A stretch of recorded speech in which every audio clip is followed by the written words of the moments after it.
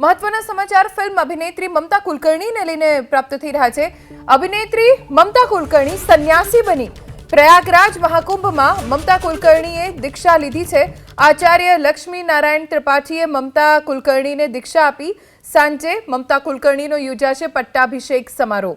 કિન્નર અખાડામાં મમતા કુલકર્ણી મહામંડલેશ્વર બનશે। ચાદર પોશીની વિધિ બાદ મમતાને અપાશે મહામંડલેશ્વરની પદવી। મમતા હવે શ્રી યામાઈ મમતા નંદગીરીના નામથી ઓળખાશે। ઘણી બધી બોલિવૂડની ફિલ્મ્સમાં મમતા કુલકર્ણી અભિનેત્રી તરીકે જોવા મળી છે।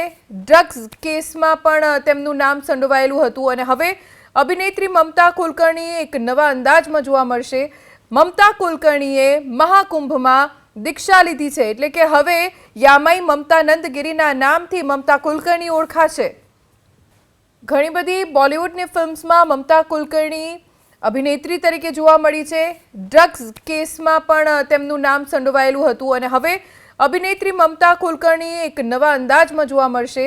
મમતા કુલકર્ણીએ મહાકુંભમાં દીક્ષા લીધી છે, એટલે કે હવે યામાઈ મમતા નંદગીરીના નામથી મમતા કુલકર્ણી ઓળખાશે।